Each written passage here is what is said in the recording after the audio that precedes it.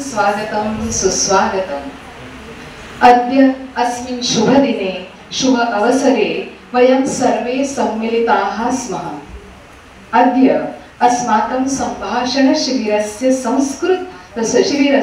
संस्कृतसंभाषणशिबिरस्य अन्तिमं दिनं नाम समारोपः कार्यक्रमः अस्ति।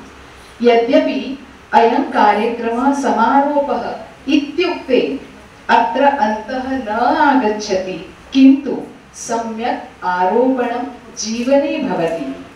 अतः उपस्थिताः मान्यवराः सन्ति, अहं तान् सर्वान् प्रार्थये कृपया मञ्चम् अलङ्कृतवन्तु इति। नमो नमः। अहम् अत्र आगताः अभ्यागताः सन्ति तेषामपि शब्दसुमनैः इति स्वागतं करोमि। कार्यक्रमस्य आरम्भं वयं भारतीयपरम्पराम् अनुसृत्य दीपप्रज्वालनेन तथा च भारतमातृः पूजनं कृत्वा कुर्मः।